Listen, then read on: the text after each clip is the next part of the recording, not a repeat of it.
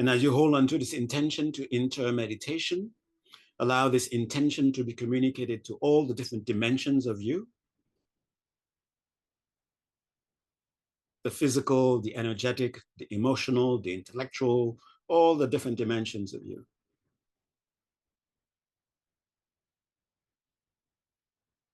And go to the part, that dimension of you that is very visceral, that is very present, the physical body.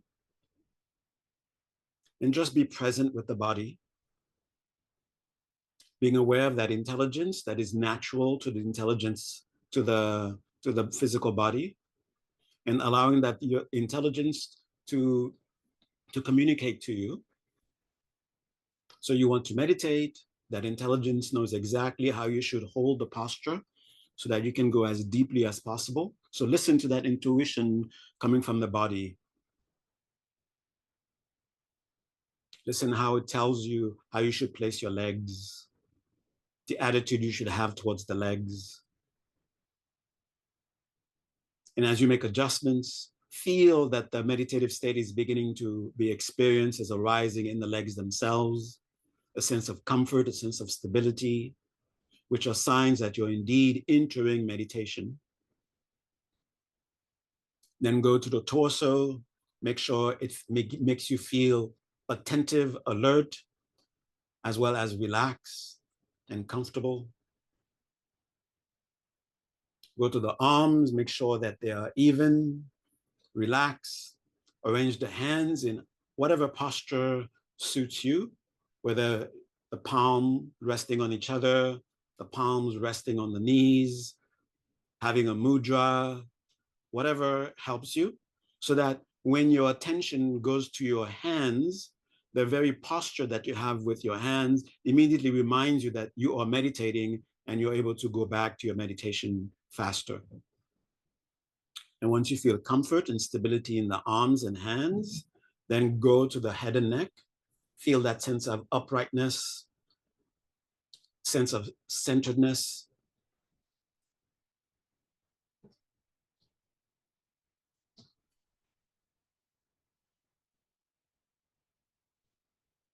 Then go to the mouth, teeth, tongue, allowing them to rest in their natural places.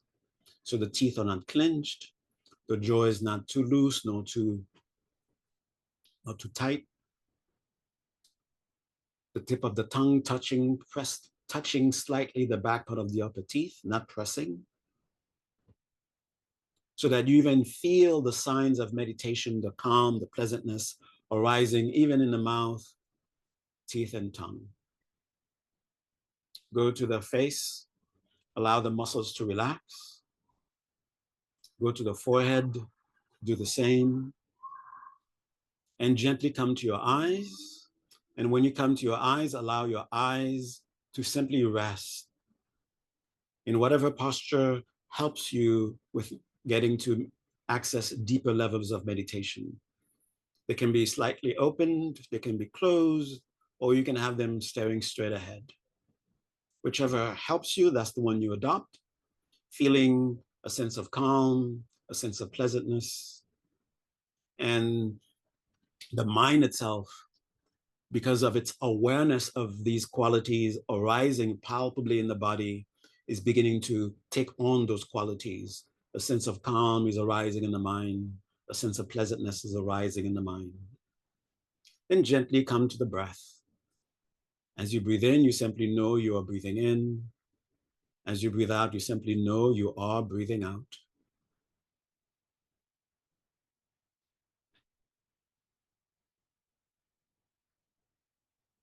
And eventually, you begin to be aware that the breath itself is taking on the qualities of the calm that is connected to the body and the mind, a pleasantness that is connected to the body and the mind.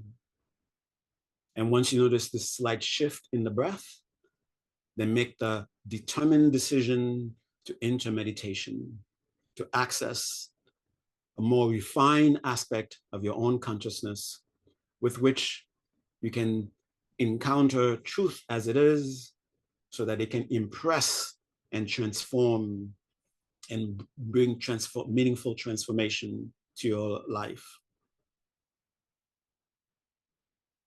And with that sense of readiness and determination, take a nice deep breath, gently, fully breathe in through the nose. Hold for a second or two, and then release through the mouth. And as you release, let go, feel the letting go in the body, feel the letting go in the breath, feel the letting go in the mind, keep letting go, keep letting go, keep letting go, keep letting go. And at the end of that exhalation, stay where you've reached, but allow the breath to return to its own rhythm, but staying in that calm, staying in that pleasantness in the body, in the breath, in the mind. And know that right here, right now, you have entered, you are accessing, you are abiding in a more subtle consciousness than the previous consciousness. And just allow this process to continue to take place, allowing yourself to access even more subtle, even more powerful levels of consciousness. When the more subtle levels of consciousness arise, notice the signs of their presence, a sense of clarity, a sense of radiance in the very acting, in the very action of awareness itself. In the beginning, the clarity will be vivid, clear appearances to your senses, internal signs, internal appearances. Perhaps you're hearing an inner sound. Some of you may be seeing colors and shapes that are not there. Some of you may be having internal sense, somatic experiences, a sense of movement, a sense of heat, a sense of energy. Some of you may be very sensitive to the heart, to the beating of, to the rhythm of the beat of the heart, feeling the pulses, even maybe in the arms, in the head, or wherever. So those are, you should take these as signs that indeed you are abiding in a more subtle, more refined consciousness. And the more refined, the more subtle the consciousness that you access, the stronger these signs will be, the clearer the sense of clarity, the brighter the sense of luminosity. The luminosity is the vividness of the experience, the renowness of the experience.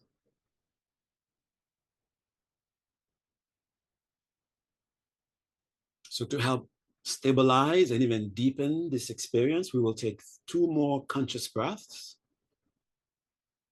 gently, fully through the nose, staying aware of the sign or whichever sign is strongest for you. Breathe in,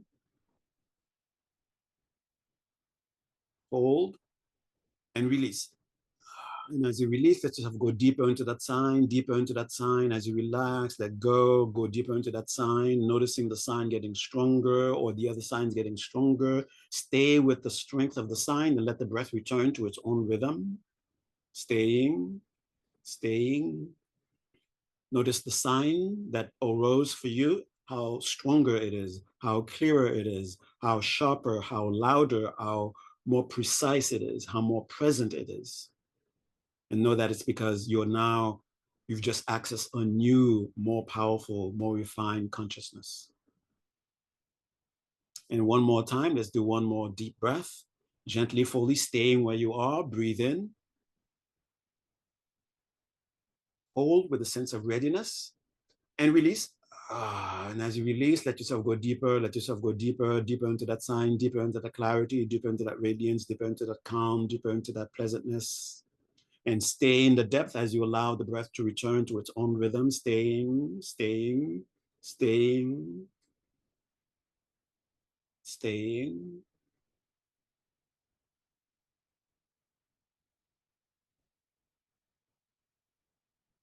Now, with just the bare experience that we have, the bare knowledge that we have, that's what we have to encounter.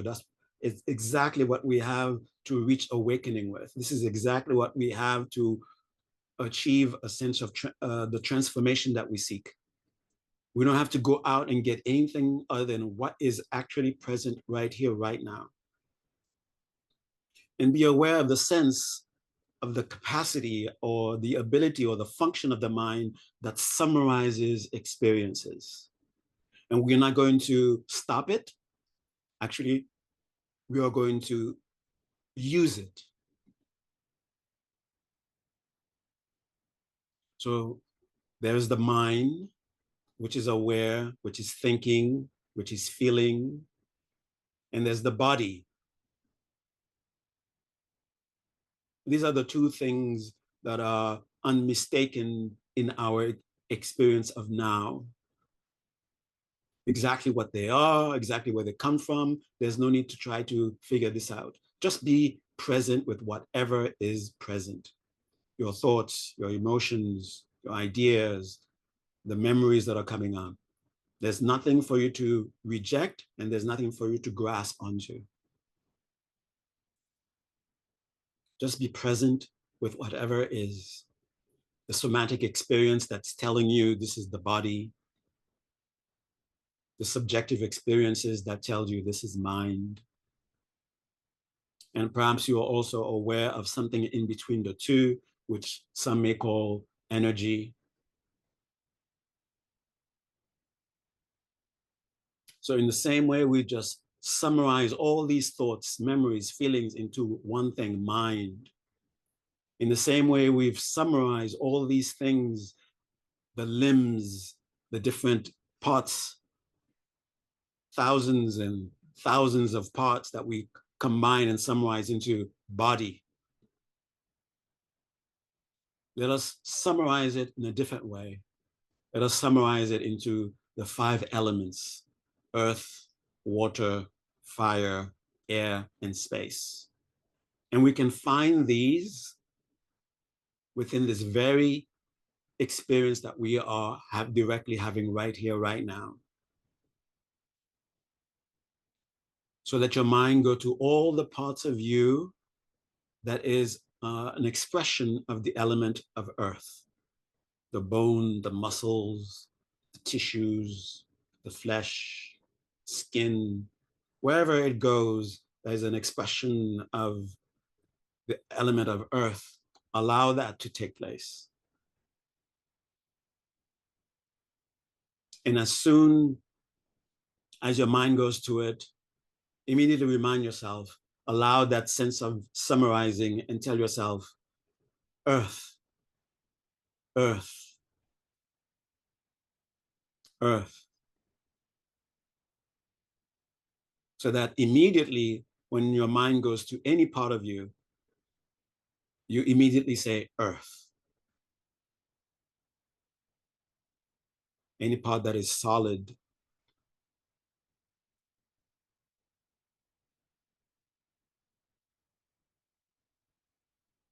Now that you summarize all those parts as earth, now do the same thing with the element of water. All the parts of us that can be said, that can be summarized as the element of water. The blood, the different fluids that are moving through the body, hormonal fluids.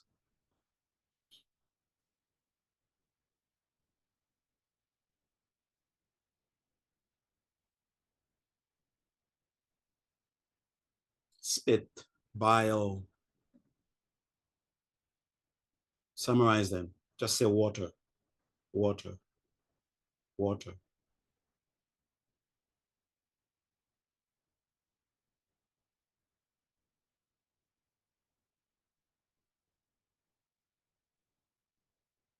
Now do the same with the element of fire, the digestive fire, the warmth that we feel in different places in the body, the electrical impulses,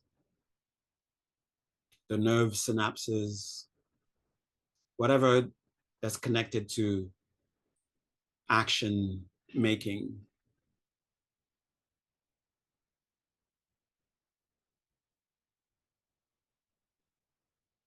Summarize them all into fire, fire.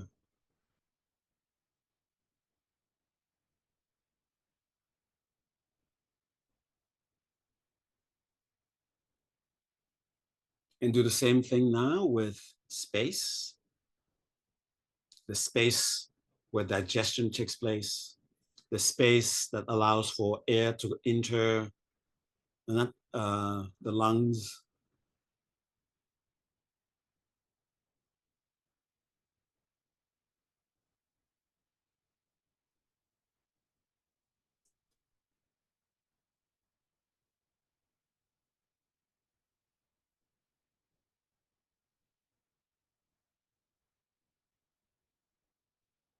And do the same thing with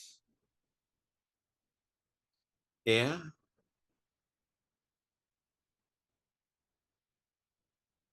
The oxygen that we breathe, the different gases that are within our system, carbon dioxide,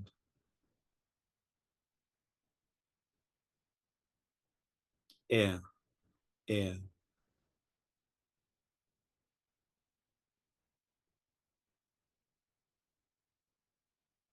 So we've summarized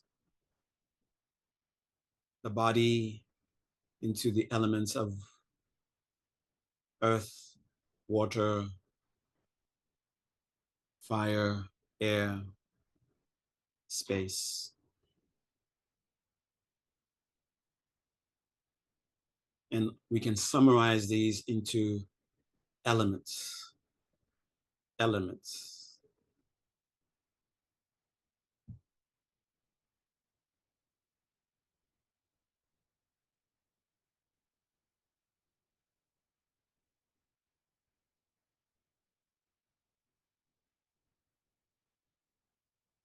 And the consciousness that is aware of these elements, be aware of the different thoughts, the different ideas, the different impulses, the different drives, the desires, the different dimensions of mind.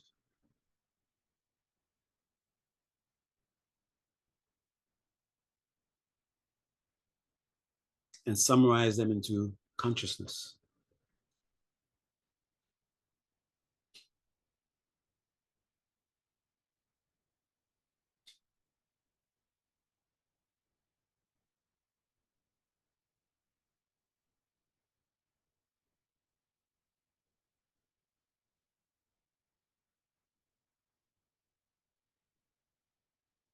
Now, summarize those two into potential for expression.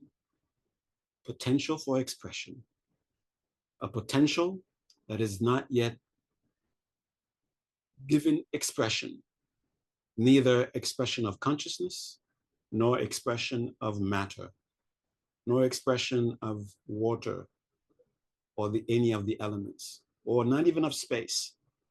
Just think of potential for expression. Just keep your mind on potential for expression, any expression.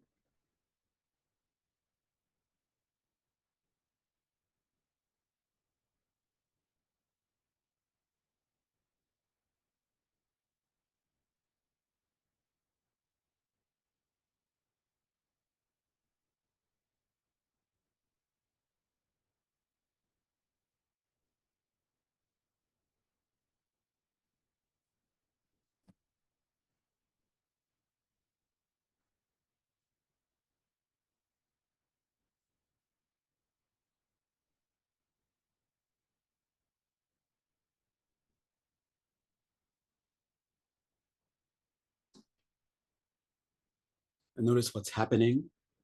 Just note and keep trying to get to potential for expression, mere potential for any expression.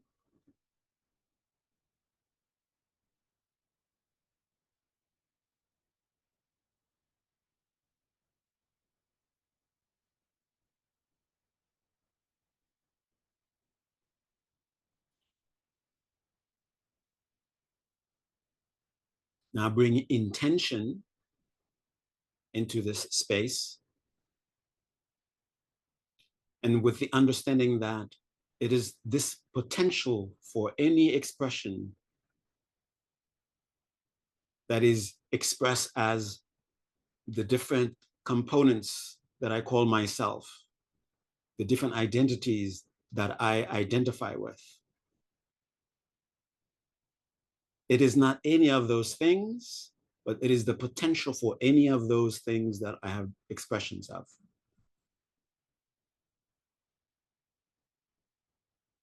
And with that intention, make the intention to have an expression or expressions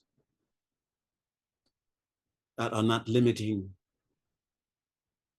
have the intention to understand this potential, this mere potential for expression as deeply as possible.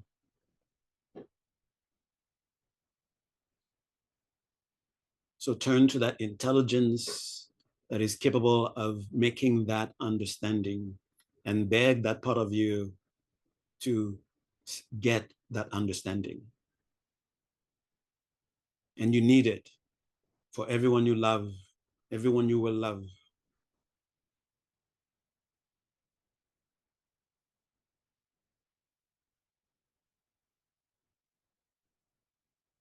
And with that, get ready to come out of the meditation.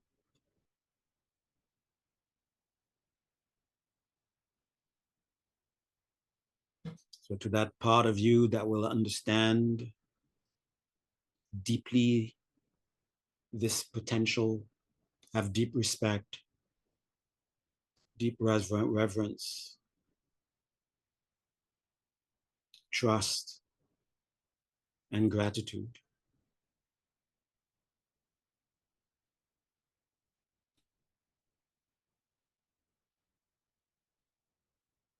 And with the readiness to come out,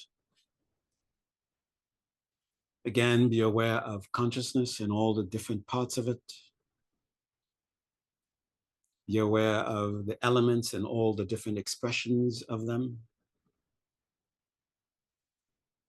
Be aware of the signs that you're in meditation, the calm, the pleasantness, the clarity, the radiance, the collectedness of attention.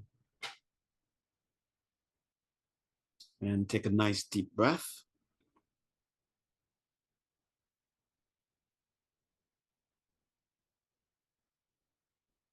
And breathe in and out. And as you breathe out, let yourself reconnect with your immediate surroundings, reconnect to the sense of touch, noticing the temperature of the room, the temperature, the feel of the clothing, the feel of your seat, the different sounds, and the different lights, the different colors, the different shapes. Okay. All right.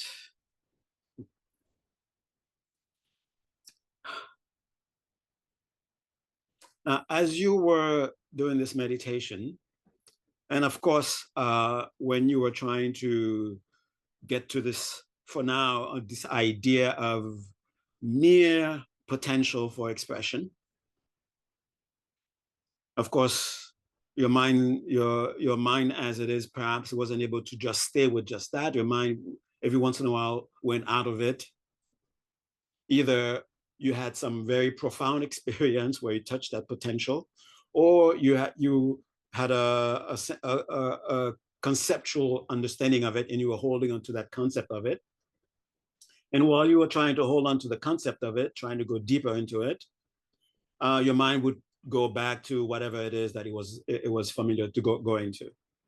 Now, when you went to that, when you had that a sense of touching, either of touching this potential, either conceptually or a taste of it in its as a pure potential, did you notice the things that were lacking there, the experiences that were lacking there? And one of the experiences that was lacking there was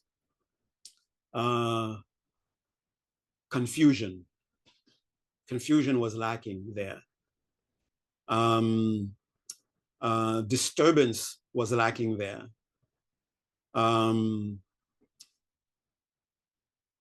Even I'm not going to put them in a very positive thing, like did you have bliss or did you have omniscience? I'm not going to say those things. But some of the things that we don't like to experience, some of the things that are very painful to experience, they were not in that space. Okay. Even in a conceptual form, we're able to notice that those things that are caused, that participate in suffering, that are part of the cause of suffering, that are the experience of suffering themselves, they were not present. Okay. There was a kind of peace there, which is a peace which is divorced from noise, rather than a very positive, strong peace that could have been so strong and powerful that it actually would have uh, um, be like a magnet, pull you in, that could have pulled you into it. But there was a potential for it. There was a sense of it being present there. Okay. Now, also notice that it wasn't a specific thing per se. This potential is not a specific thing. It's not some substance that we're gonna the way we understand substance, the way we encounter substance, that we can mold into other things, perhaps. It's not like the element of earth, for example, which can be molded into earth things. It's not like the element of water, which can be molded into water element things, right? Or any of the other things. It's not any of those things, but we can't say that it is completely a nothing. We can't say that it is a something, and we cannot with absolute certainty say it is absolutely a nothing, because we understand what nothing is. Nothing is what it is. Complete absence of potential. That will be a nothing. You cannot take complete absence of potential and then for that to become anything whatsoever. So it is not that kind of nothing the way we understand nothing, but it is not something the way we understand something. And this is why they have to use such elaborate terms as inconceivable to be able to describe it. Okay. And when we were coming out of the meditation, and I ask you to direct your attention to right now, as it is, if you were to actually be able to make contact with it, you will have the confidence, the conviction that, whatever it is or is not, that becomes the various experiences that I have, this meeting, depending on how I interact with it, it can become something, right? It feels that there is that possibility at that moment.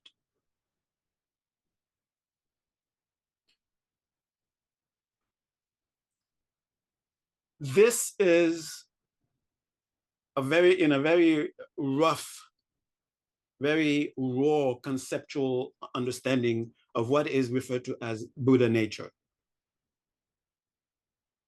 Okay. What did that term come from anyway?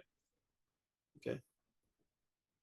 It is a term that is used mainly within the Mahayana traditions and the Vajrayana traditions of Buddhism. And you can find expressions of it, or you can find other terms outside of Buddhism that seems to be pointing to this thing that we call Buddha nature in Buddhism. The Theravadins don't, not all Theravadins, but the majority of Theravadins don't use that term Buddha nature. Okay. But some do, but most of them do not use that term Buddha nature. So it's not something that you find necessarily within Theravadin literature. You may even, and because of the misrepresentation of what this means, you may find some Theravadins who are very critical of this thing called Buddha nature, especially when it is being presented as an absolute something. Okay, and a lot of Theravadins take issue with that. There is no such thing as an absolute something. Okay, and that is something that Mahayanas already understand, that there is no absolute something. But there are some people who they don't care even though you could say, as far as the universality of Buddhism is concerned, they are very much against any absolute somethings. They say, I don't care if you don't want to call it an absolute something. I'm going to call it an absolute something. Okay, because I have a completely different understanding now about what would be an absolute something, and it fits me. It helps me to have an absolute something, and this is the best absolute something to have. Okay, now I said before we go into it, we have to go into the origins of that. When does the term Buddha nature, why what was it given out in the first place? It was given out as a way, in a you could say in a very very very low level way of understanding it, very basic way of understanding it, is to give encouragement. Okay, at a very basic level, it is to give encouragement. Encouragement for what?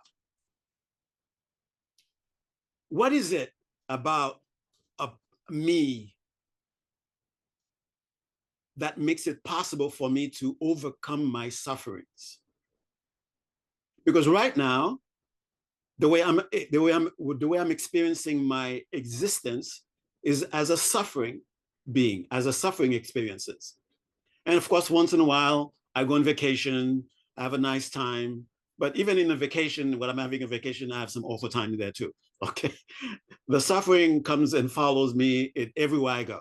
Okay. Even when I'm trying to have a vacation, it comes and also. Okay. So suffering permeates my experience of existing. And it permeates my experiences of existence to such an extent that it sometimes makes me convinced that it is my nature, that there is nothing I can do to not experience suffering. But I don't want to suffer. That is also part of my nature. That is also part of my experience. I'm having this experience, and at the same time, there is this urge, this need to no longer to continue to have this experience. And what is it that we do? We either try to convince ourselves, be realistic. There's nothing you can do about the to stop the suffering. Okay, be real. Okay, stop fantasizing.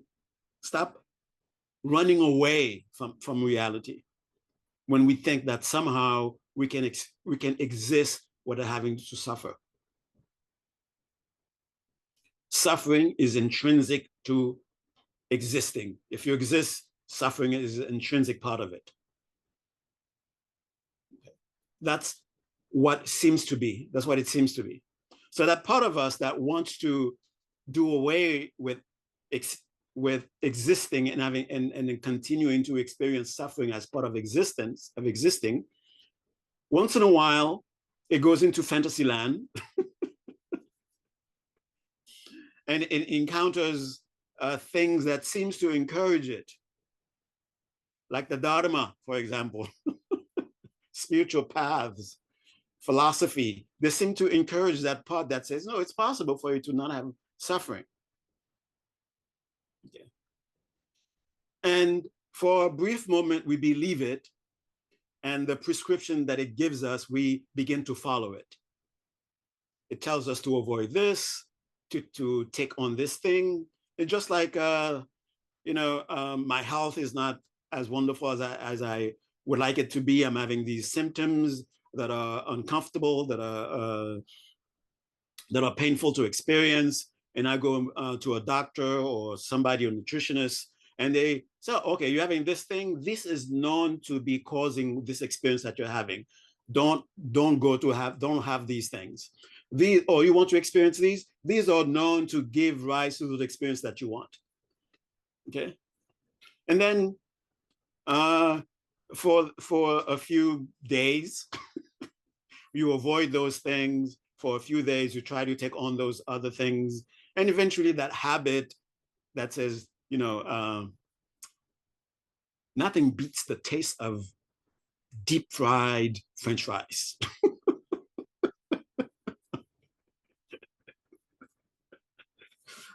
Okay, they tell me that it's causing this thing that is uncomfortable for me, but I like the taste, especially when it's very salty.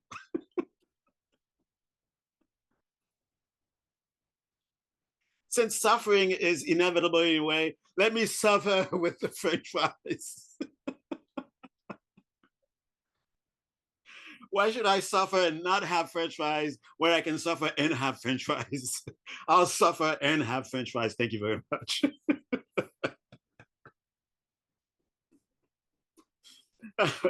And the reason that I go to that is because I don't really believe that I can really not have those problems anymore.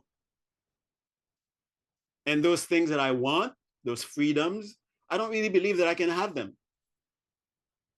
Okay?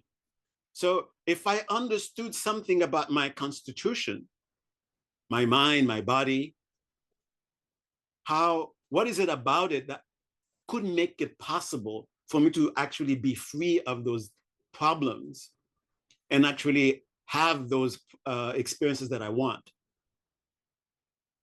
There is something about this kind of body. There is something about this kind of mind, about the body, that makes it possible to be healthy. That makes it possible for it to not to suffer. That which makes it that openness, that possibility is what is with that at the very basic level. That's what Buddha nature is. What is it about the very experiences that you're having that we identify with as my body and my mind?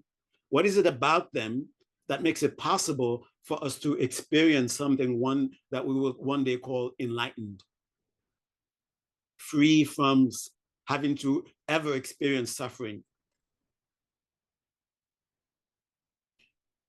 And that's what Buddha nature is about. It is to, and once we gain the conviction about what Buddha nature is supposed to be, then I will take up the advice and avoid the French fries. Because what I think I'm getting from the French fries, I can get it somewhere else without the destruction that the French fries is giving me. Okay. I mean, this is just for me. For you, French fries could be giving you heaven and nirvana, but for me, it's not giving me heaven and nirvana. Okay. It's giving me bloat, it's giving me all these kinds of things. Of course, it tastes good. That's the only thing that it gives me. As I'm eating it, it feels good. Okay. But beyond that, once the eating is done, that's it. Then the French fry starts to work.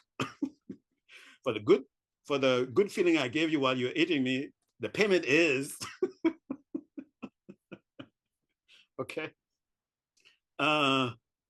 So if I absolutely believe, if the nutritionist or the doctor somehow convinces me that the health that I want to experience is possible, and it convinces me that the wonderful experience that I have with French fries, I can have it with something else that is not destructive. If I'm convinced of that, I will stay away from the French fries. Okay? I will stay away from the gluten. But for now, never mind. Okay?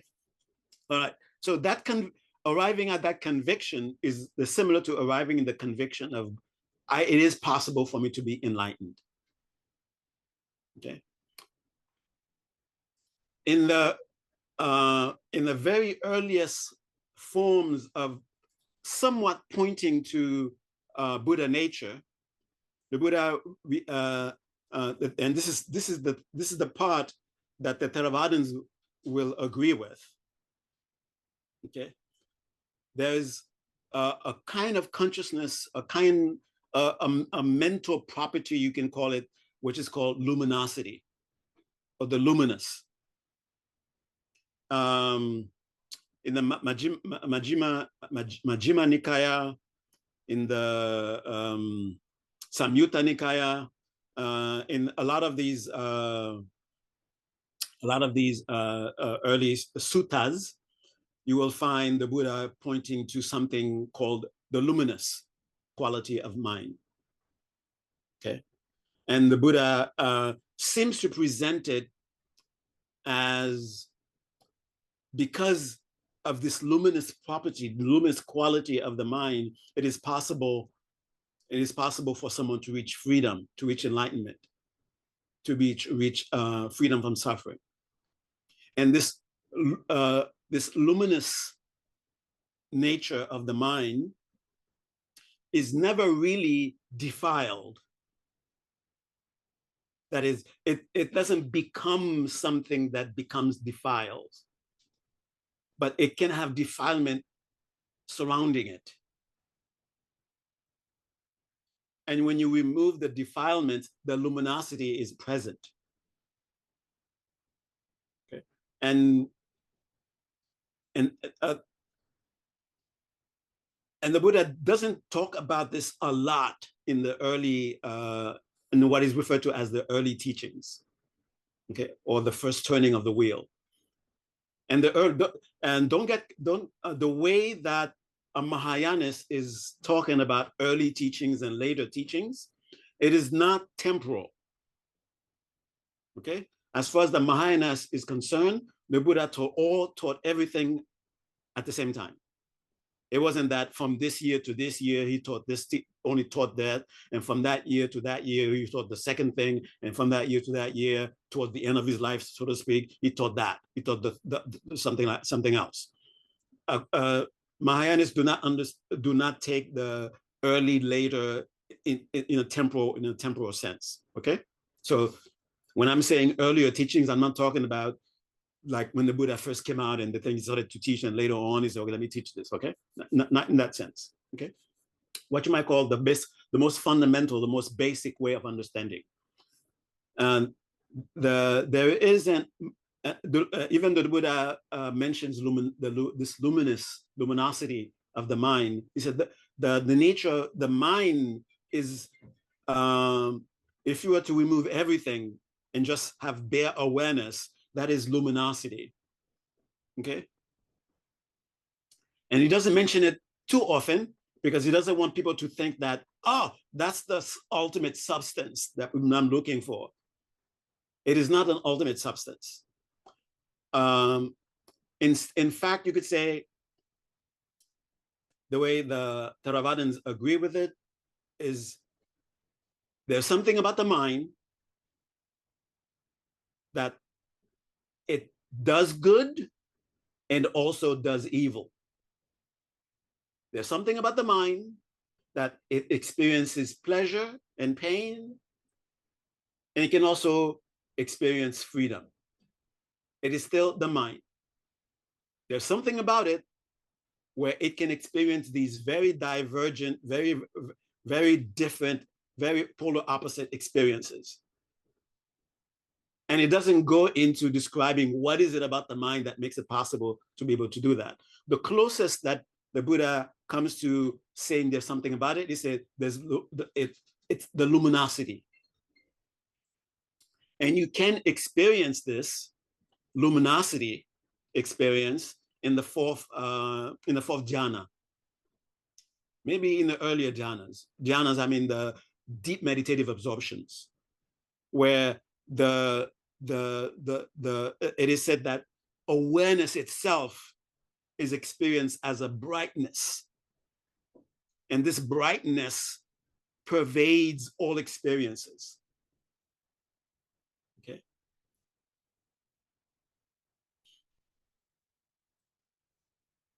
And it is this luminosity that makes it possible for someone, you could say, this is where some of from this understanding, you can then say there is no evil, there is no good.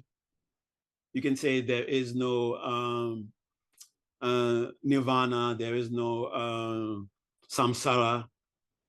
right? There is no pain, there is no pleasure, beyond pain, beyond pleasure. So from this perspective, where you have this quality of awareness, there's something about it, like if you were to take it away from it, from experiences, it is, when you take it away from experiences, it is nothing that you have experienced. But it is this very thing that is responsible for all experiences.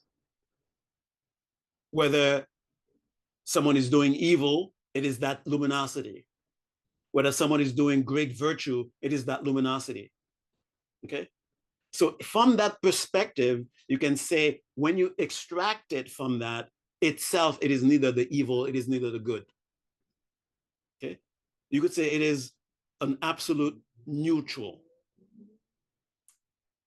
potential. Okay? Pure potential. Okay? So the Buddha didn't talk about this too much. And then once in a while, he mentioned to, and this is to encourage people who, here it is, I'm encountering the path, I'm encountering great teachers who are said to have achieved such incredible things by following this very thing that they're teaching me, but I don't see myself experiencing those things that they're talking about. Maybe I'm an exception. Maybe there's something about me that makes me not able to be enlightened. Okay, there's something about me that makes it impossible for me to never have to experience suffering. That I'm not. It's just I'm special. Okay,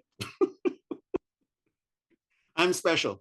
I'm that one unique being in the entire universe that cannot reach enlightenment. Okay, I'm very special. So to deter that, the Buddha started to talk about luminosity, that in essence, your identity is not any of the expressions that you are experiencing. Okay. And the Buddha spoke about the luminosity now in a different way. When you could say the second turning, which is when the Buddha was just talking about emptiness. We were talking about pure potential, emptiness. And when the Buddha was talking about emptiness, every experience he was just throwing away. Okay. And it is this very emptiness, this very potential, this very fact that things are interdependent, this very fact that being is actually interbeing. I stole that from Thich Nhat Hanh, sorry. It's so wonderful, I have to steal it. Being is interbeing.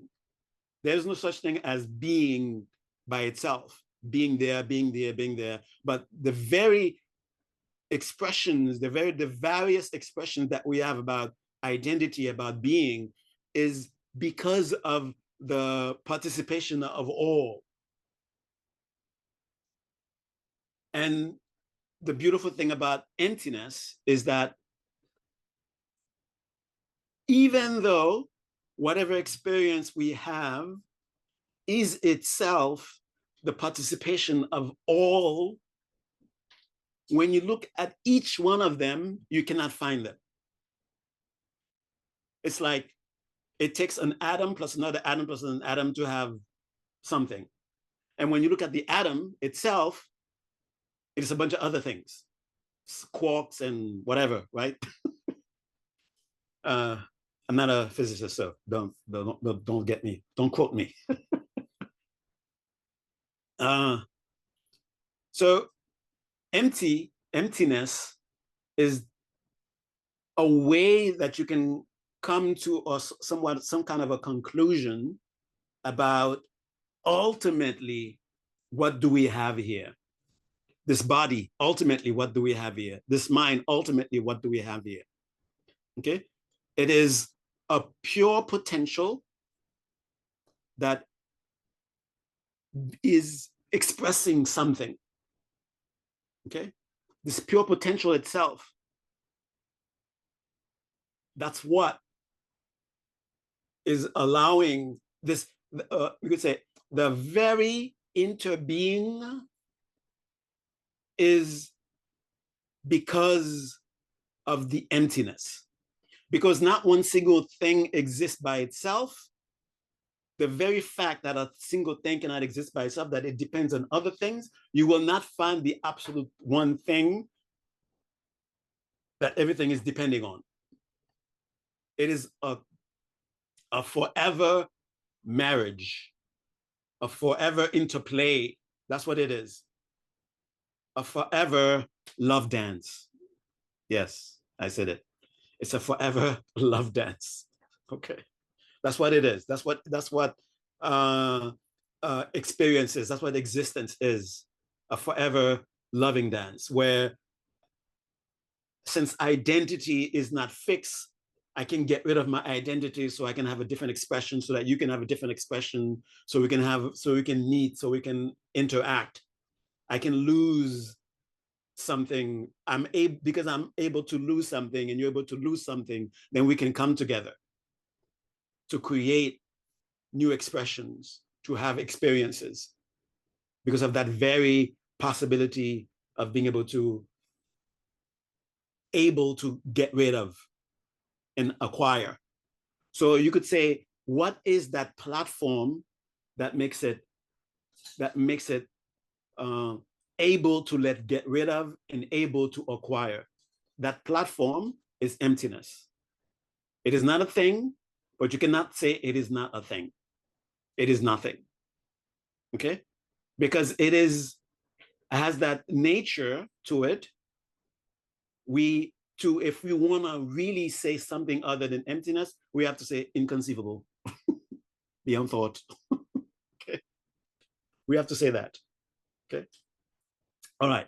Now, when you're trying to understand this emptiness thing, it seems to be pointing to non-existence. Doesn't exist. Doesn't exist.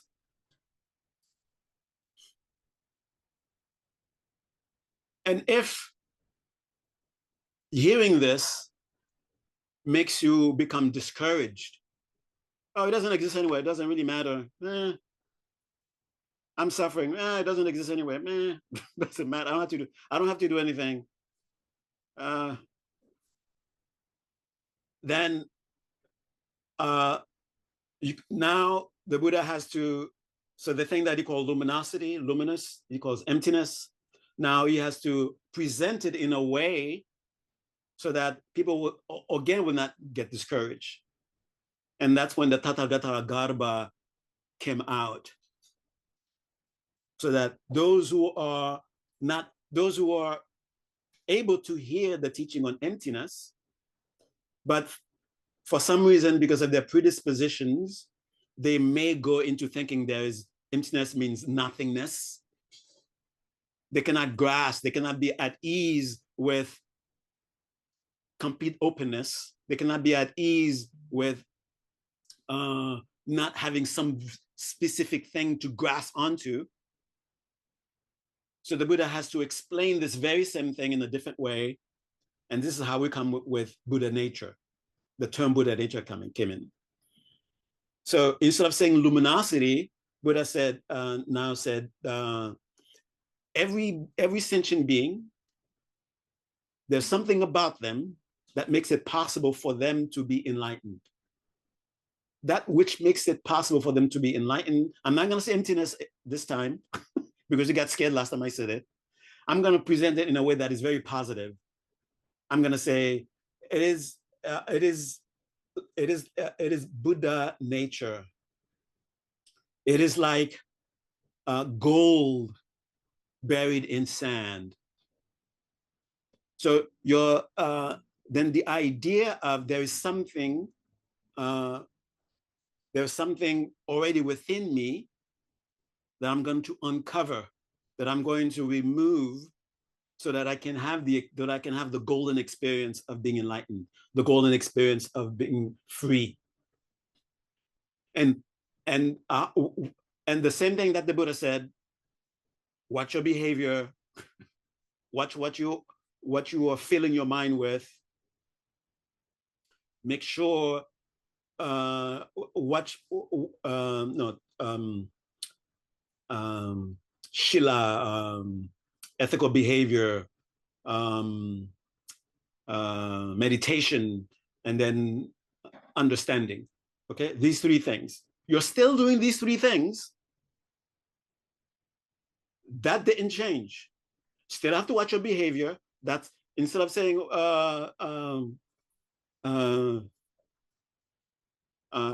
go this way and that way, because in your mind saying go this way and that way, oh, that's boring. Oh, I don't want to do this way and that way.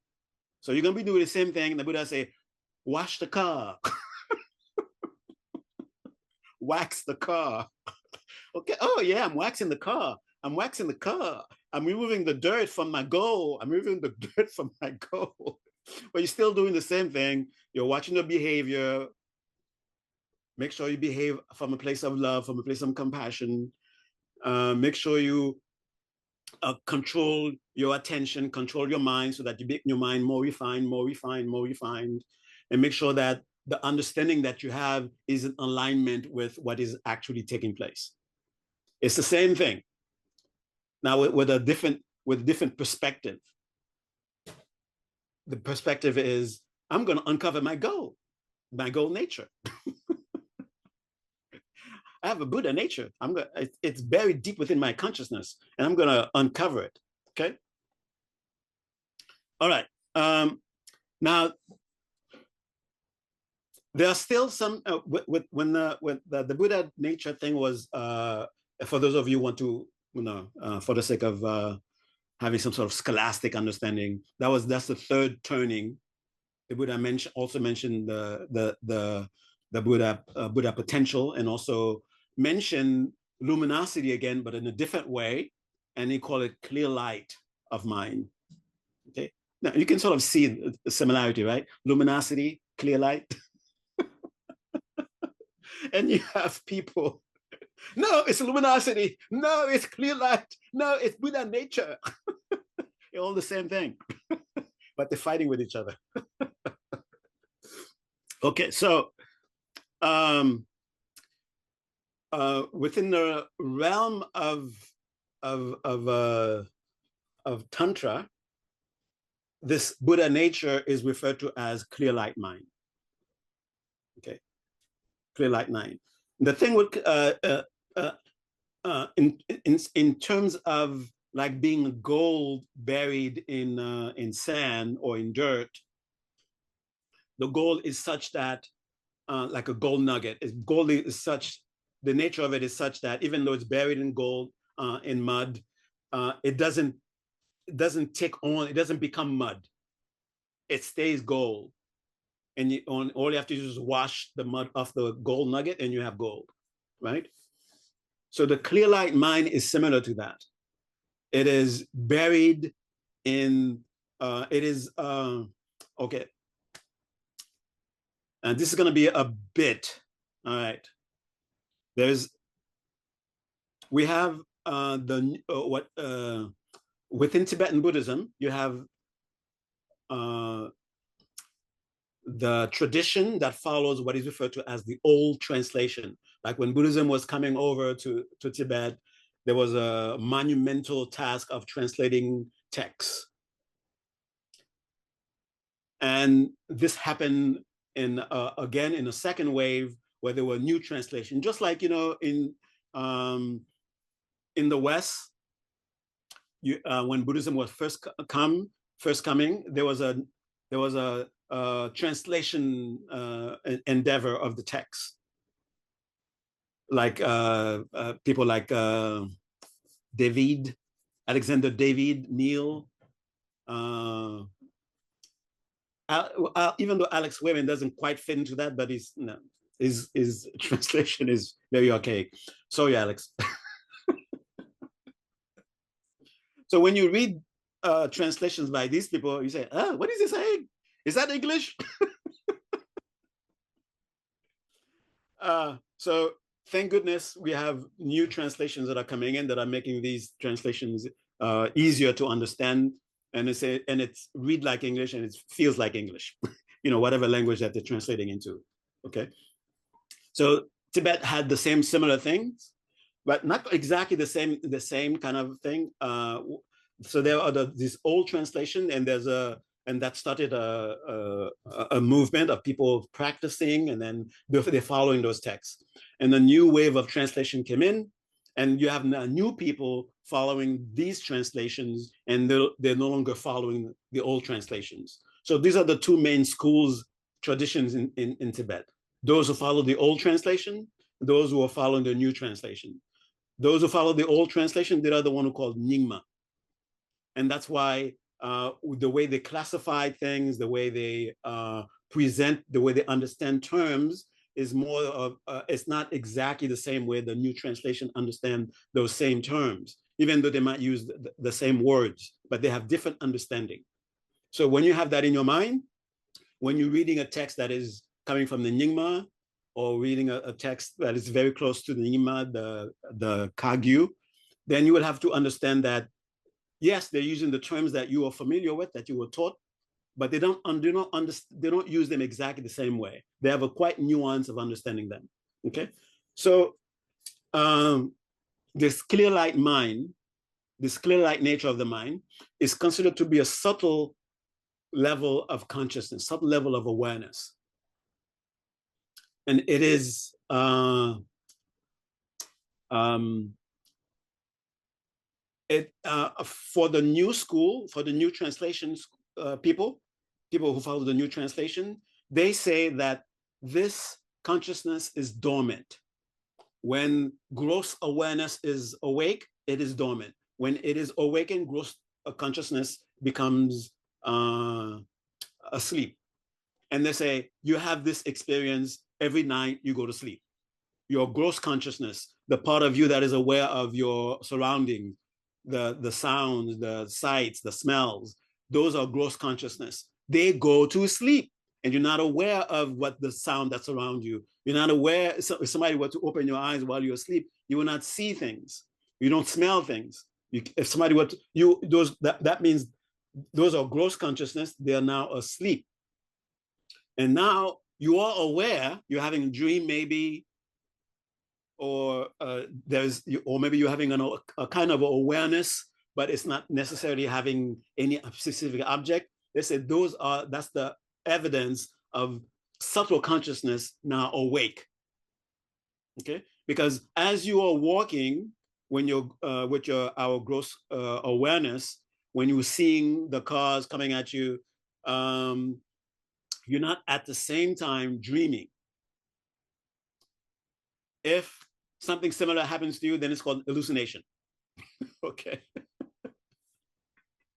That's a different problem. That's not what we're talking about here.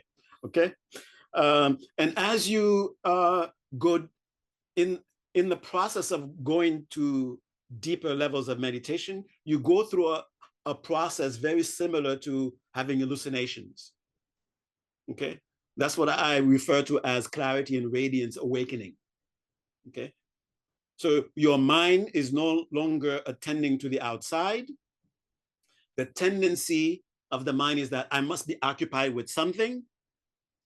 Something is going on, something wrong is going on here. I'm not seeing anything, I'm not hearing anything, or I'm seeing less, I'm hearing less. So I have to create visions. I have to create sounds. So that's the kind of hallucination that we go through, where inner sounds, inner visions come through. That's because the mind is becoming clearer and brighter. Okay, more subtle levels of consciousness are awakening, and eventually the mind will get tired. I'm tired of creating sounds and stuff like that. I just want to relax. Okay, and you will have pure peace. Okay, and then the luminous nature of the mind will become apparent to you. You will understand why he said, oh, I now understand why the Buddha was pointing to when he said the mind is luminous. Now I understand when they were talking about a radiant awareness pervading all experiences. Now you will have a direct understanding of that. Okay, and if you continue, there is a point where there's like the most, what you might call the most subtle level of awareness. And this most subtle level of awareness, it is said to be awakened naturally when we sometimes, not for everybody, when we go into deep sleep and when we die, or when we are having orgasm, we're experiencing orgasm. These are when it's naturally awakened. That's why les Français ont dit un petit mot.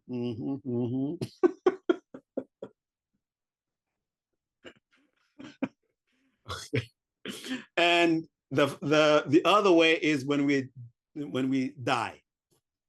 This is when this clear, very subtle consciousness naturally awakens in those natural experiences.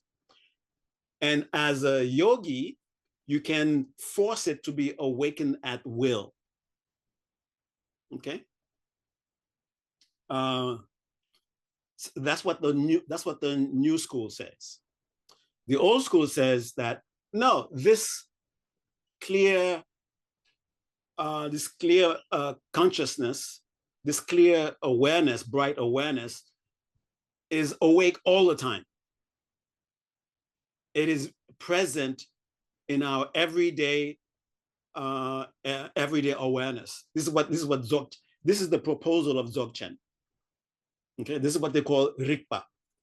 Yeah, Rigpa means awareness, but the old translation have a different translation, different understanding of it, different use of that word.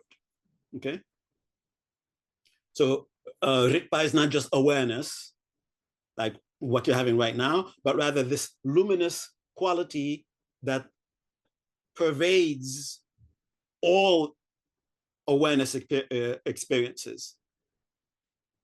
And this is what in the Vajrayana, this is what they point to as being, oh, that's what is Buddha nature. It is this thing that is capable of becoming awakened, becoming enlightened. It is because of this thing that we have that we can never not have it. It cannot be extinguished. Someone cannot give it to us. It cannot be newly created. And because it is not, it doesn't become the defilements, it can be free of having to have defilements. Okay. Now, because of this explanation that is given, that's where the problem comes in. I didn't mention the problem yet. Here I am mentioning the problem. The problem that people have is that, you mean I'm already a Buddha? To say I am already a Buddha has a lot of fundamental problems with it. Okay. Buddha nature doesn't mean that you're already a Buddha and you're not realizing it. But that in itself is an oxymoron. What is a Buddha? A fully awakened being. So I'm a fully awakened being who's not aware that I'm awakened. I'm a being who knows everything except I don't know that I'm awakened. How does that make sense? And some people now who misunderstand Dzogchen take that idea of already awakened, already a Buddha, where it says, okay, here's the reason why. Okay, I'm not gonna present it as though it is necessarily people misunderstand. Okay, just like I want a healthy body, a healthy mind, and I'm given a prescription, and I'm too lazy to follow it. Okay, I have to admit it. It's laziness. I'm too lazy. What is it I'm lazy about? I'm lazy about coming to a conclusion that I can actually be healthy. I'm lazy about becoming convinced that being healthy is possible.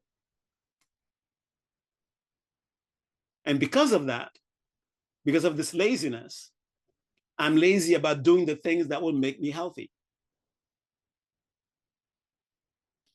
I'm lazy about coming to a conclusion, coming to a conviction that I can be enlightened. And because I'm lazy about that, then the things that I'm supposed to do, ethics, gotta study, gotta control my mind. Ugh. Did you know how tiring it is to control my mind? You know how boring it is to keep studying reality? You know how much exertion I have to put into stopping myself from doing something that I don't want to do, that I'm told I shouldn't be doing? Supposedly bad ethics. Okay. I just want to be free. I just want to do whatever I want when I want to do it and be enlightened. I want to do all these things. So for people for whom, when you're given a list, given a list of advice. Oh, you don't want to experience that? Okay, don't do this, don't do that, don't do this, because doing these things gives you those things that you're experiencing. Okay. Oh, you want to have this experience? Okay, now do this, now do that, now do this, now do that. And then you try it, and then it just gets too tiring. You know, sometimes you just want to yell at somebody. It feels good sometimes. Sometimes you just want to, indulge because it's so difficult not to indulge. It's such hard work to have to restrain myself, and I just want to yell at you. Oh, I don't want to do all that work. So for these kinds of people, they're told, don't worry about it. The Rigpa is naturally compassionate.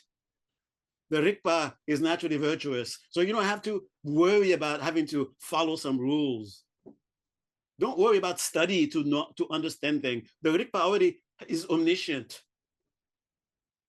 Okay? But the thing is, while you're listening to this, the Rigpa is already compassionate. The Rigpa is already omniscient. Are you, as soon as you hear it, are you omniscient? As soon as you hear it, are you you feel compassionate for all beings, for all sentient beings? So when you go home and you're having your experiences and you're remembering, oh, already compassionate, already. So basically, you're kept busy, you're kept occupied from going around and yelling. You're kept busy instead of going around yelling at people. Instead of going around and giving your bad advice to people about your understanding, you're home saying, "I'm really enlightened. I'm really compassionate. I'm really omniscient." Like you're giving a movie to watch inside your head, and you just keep running it. In the meantime, you keep yourself out of trouble. Okay. But there's a way of understanding that the qualities that emerge when you're enlightened, they are not caused, in a sense of the compassion is not something that you put a bunch of things together and then boom, there's your compassion for your enlightenment. The omniscient is not you do some very arduous work, you put some ingredients together, boom, that's your enlightenment. But all these things just spontaneously arise. There's something about that potential, that pure potential, that when you are in alignment with it, you have no reason not to be compassionate. It's a natural flow of it, because interbeing, that's the very explanation of existence, interbeing. So if you fully understand, fully live the reality that everything that is because of everything, you feel there's a deep connection that is naturally experienced. Why would you, how else can you behave when you're having that understanding other than compassionate, other than loving? And when you are realizing that the mind is not some limited thing that can only hold a certain measure of knowledge, that it is just luminous as its nature. There's no need to strain to know anything, because you have become intimately intimately connected with this very fundamental potential. Sorry, that's the word. I can't come up with a nicer word. If you can come up with a nicer word, that would be very appreciated. You can email it to me. But for now, potential. So when you become aware that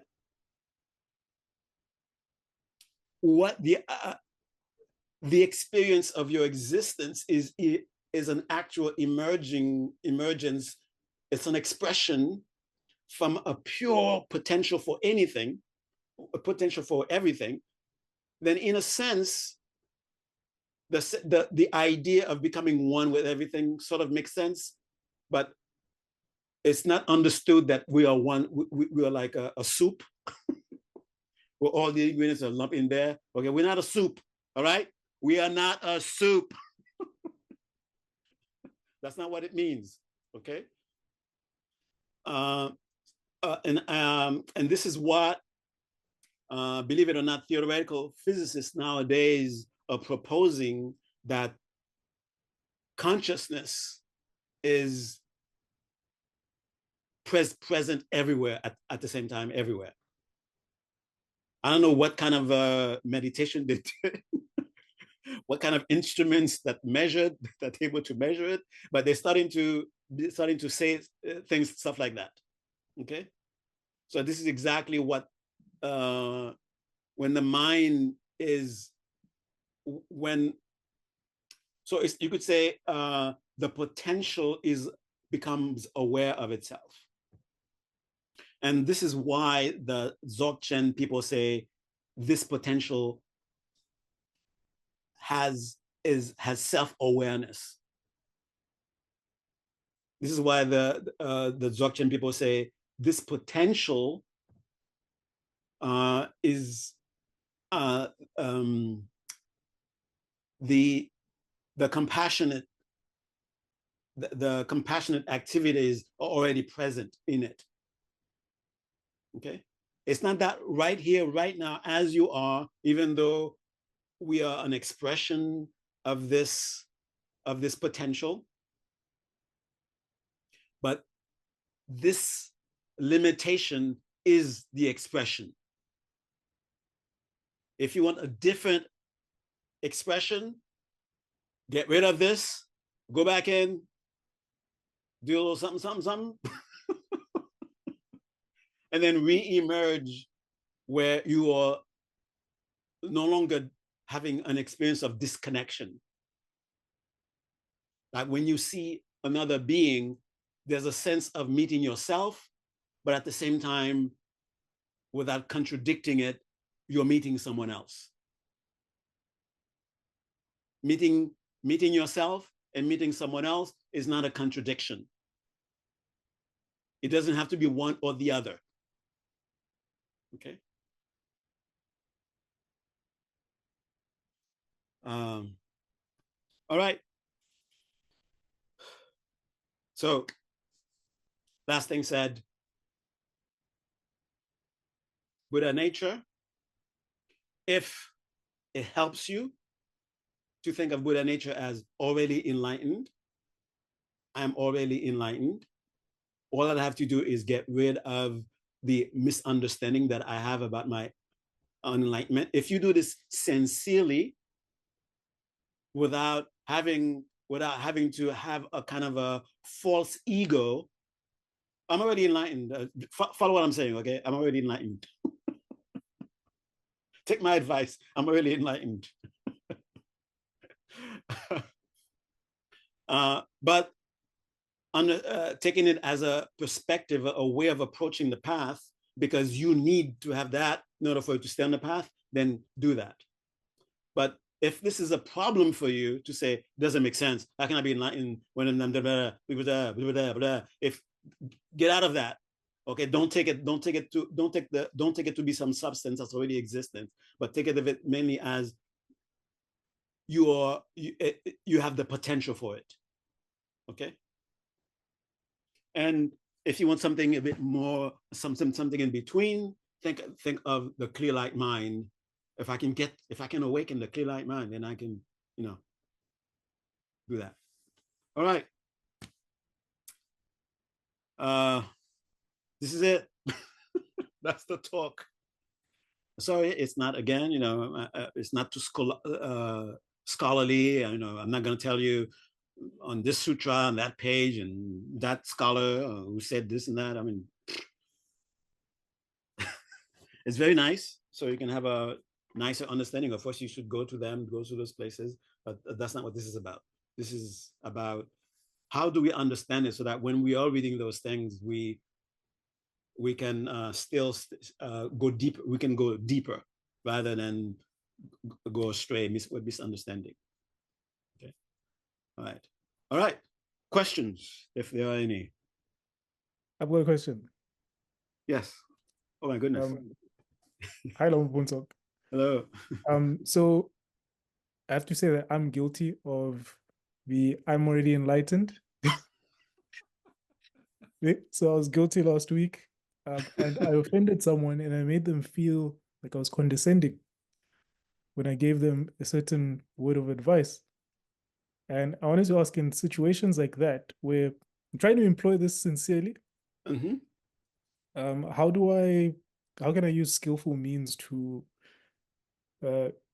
cater to different dispositions? Let's say this person who felt like I was condescending. How would I approach giving advice in that situation? Okay, so you have to be sincere, and the person has to be sincere. So two sincere people meeting from whatever conditions that they are coming from, and be honest with what you believe. If the person is asking you for advice, and then you feel that the advice that you're giving is as far as you know, as best as you know, the best advice that can be given, then you give it, but don't be attached to it. Don't be attached for them to accept it. Don't be attached for them to reject it. Okay? Your job is to let it go, speak it, and in that openness, in that sincerity, perhaps the real objective wasn't for them to come to some sort of understanding. Oh my goodness, Musanda is incredible, but rather for you to hear it and say, "Oh, that is a very good idea," and that's it. Or this idea needs to be tweaked a little bit. Oh, now I'm hearing it. Now I'm really seeing it. What my understanding is. So it's an opportunity for you to really for you to think of it as an opportunity for you to gain clearer understanding yourself. It's like when two people are having an honest debate, where the person that you're debating with is helping you gain clarity, and you have to be honest about what you feel, what you think, so that they can respond to it honestly also, so that you both can arrive at the understanding. And sometimes some people are not ready for things that they ask for. Perhaps all they needed was the courage to be able to ask, and that's all they can muster. That's all they can do at that time. They cannot really take advice, but they need to witness themselves asking for it, because that's all they can do. Oh, yeah. Thank you. And the other question is just like a quick one. So what if suffering is your French fries? You mentioned the example of French fries in the beginning. So what if suffering is my French fries? And I make the example, I'd like to make the example of I moved to this apartment because it was a last minute thing and I needed a place to stay, and a whole bunch of things. Now that I've got the opportunity to move out, I'm attached to this place now. And even though I will have the financial means soon, I'm not able to get myself to spend on getting myself out of the apartment. So, I mean, I don't know how to gain clarity around the right decision to make. Okay. Well, with this is, if you enjoy the apartment, stay. If there are problems with the apartment, that actually a problem meaning that you have mental afflictions about certain things about the apartment, then get out, because there are conditions for your afflictions. But if there aren't things in there that are conditions for afflictions to be nurtured, then you like the apartment, then stay. There's nothing wrong with staying there because you like it. But if it's an absolute necessity for your growth, that you must get out of there, that you come to this realization, then it's like looking at the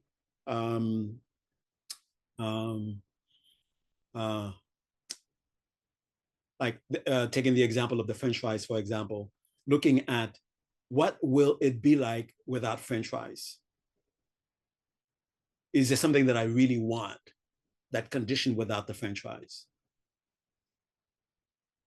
And what is it that I'm getting from the French fries, or that I believe that I'm getting from the French fries, that makes me keep going to the French fries? Am I really certain that it's really the French fries the French fries is giving it to me? And be clear and sincere, where you're very open to having French fries for breakfast, lunch, and dinner, and also be open to completely get rid of it. Okay, so don't approach it with a prejudice. I have to get rid of French fries. Okay, what do I need to do? But very open. So take your apartment. Be very open about it. What is it about the apartment that makes you feel attached to it? Is it something that is encouraging? Is it something that is encouraging your afflictions that you are able to witness, and it's just habit? Or is there innocent, that there's nothing really major about the apartment that I need to get rid of it? Whatever it may be.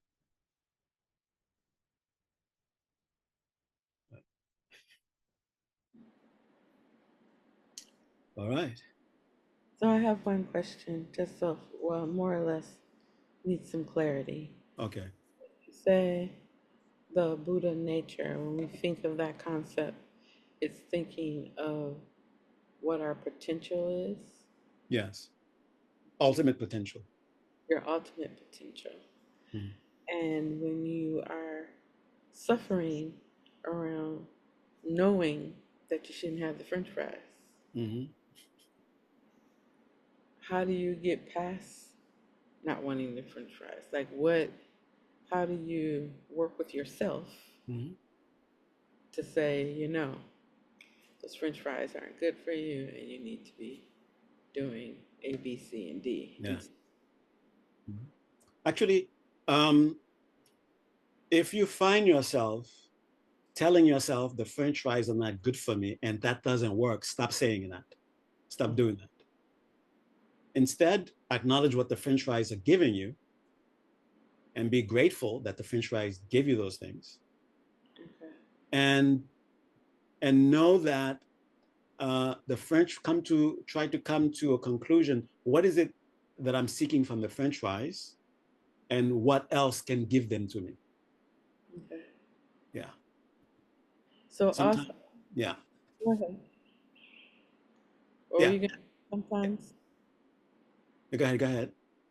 So the other thing is when you were stating that you you know that there's certain things that can give you the things you need, but it's about like your belief system of you know in one part of you know it's factual that this could really happen, but then there's another part basically because you've been indoctrinated into this Western world that you go, oh, that's impossible, that can't happen.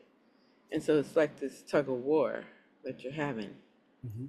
And so how do you get stronger in sitting in your knowing, if that makes sense? Mm-hmm. Yeah. Um, there's something about truth that is not afraid. It's not afraid of being let go. Mm. Um, if you find yourself very attached to it, there's a fear of letting it go, then you have to question it. When it feels like it is so authoritative that uh, um, it doesn't matter if it's like, I don't care who believes me or don't believe me, I know what's true. That kind of attitude. If there's an attitude with it where it's ready to be let go of, because it is so certain of itself that it will be picked up later on, eventually, then that tells you that you can sit with it. So don't be afraid. Don't allow fear to. Don't fear of should not be the motivation to hold on to something. Hold on to a truth. Okay. Thank you. Okay. Okay. All right. And something you said about yeah, the French fries and the potential. Uh, the the the potential when we go to the Buddha nature is to tell us that, to remind us whatever we are undergoing, we have it within us to no longer have to undergo it. And we want to arrive where this is a conviction. So it doesn't matter what's going on. It is not that we are incapable of overcoming it. Whatever it is that's going on, we can overcome. We can transcend. It that is our Buddha nature. Okay. All right. So it's I thought this was gonna be like, oh, this won't take long, as usual. All right. So if again, of course, if during the week or a question comes up about Buddha nature, they can, of course, you didn't get a chance to ask, you can ask me, you can send me an email. Okay. Yeah. All right. So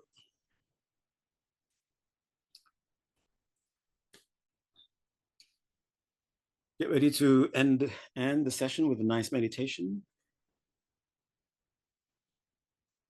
It's not because I'm guiding it, it's going to be nice. It's going to be because you're having it, it's going to be nice. Okay. Take your seat, make sure you're comfortable. Remember the experience that you had before, the calm, the pleasantness, the sense of clarity, the measure of luminosity, the measure of attention being collected.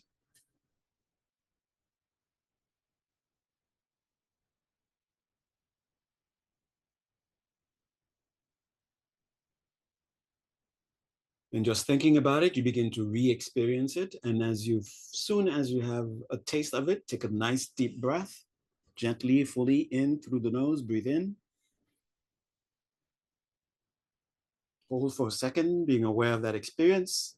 And as you breathe out, stay with it, drop. Let go, let yourself go, let yourself go, go deeper into that experience, let yourself go deeper into that experience, let yourself go deeper into that experience. And let the breath return to its own rhythm, but stay in that experience. Notice the loudness of the inner sound, the vividness of the inner vision, the strength of the inner sensations. Rejoice.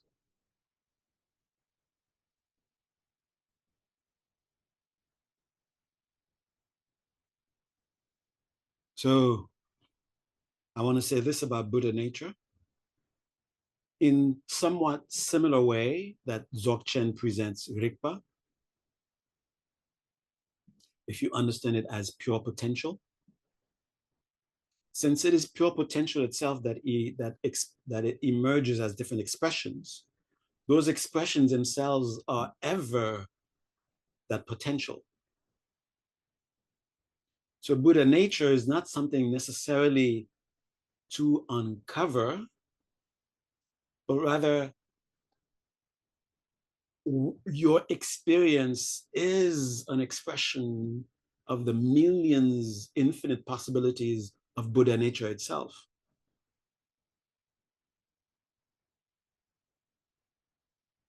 So Buddha nature is not inside you, you are Buddha nature. So take this understanding and let these experiences that you have, these expressions that are your Buddha nature, let them dissolve into a pure potential. And no matter what appears, tell yourself, oh, this is pure potential. This is still pure potential. Whatever it's a thought, whether it's a feeling, say it's pure potential. It's Buddha nature. And Buddha nature is not this appearance, but it is an expression coming out of Buddha nature.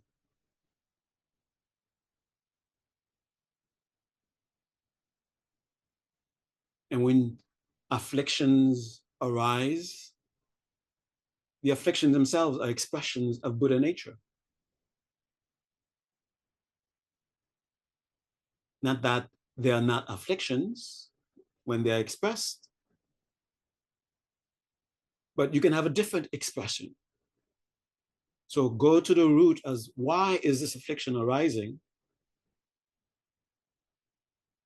And instead of being expressed as an affliction, it can instead be expressed as a virtue. Your concern about safety doesn't have to be anger, it could be compassion. Your appreciation of beauty doesn't have to be attachment, it could be love.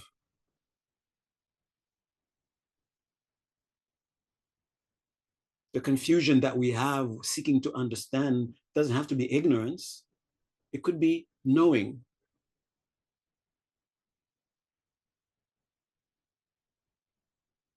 So with this understanding, you don't need to dissolve into space. You already are there in that sense. And make the decision now. How do you want Buddha nature that is you? What expression do you want it to have?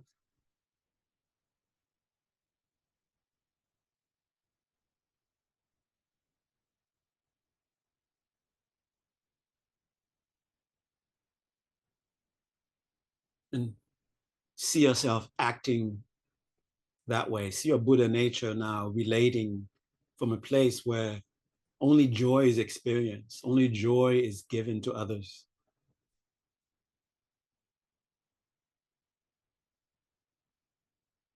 When you speak, you experience joy, others experience joy. When you think, you experience joy, You come up with great ideas for others to experience joy. When you act in the world, when you walk in the world, you experience joy and you give others joy. When you see others, you experience joy. When they see you, they experience joy. All that is possible. All that is already possible. Okay, get ready to come out of the meditation. First, be aware of the merit energy of the meditation. Think of something that is of sincere concern to you and dedicate this merit energy to address that concern. Gewadi Kyok Sanam Yeshe Tsogzog Shen Sanam Yeshe Lechungwe Damba Kunyi Toba Sho.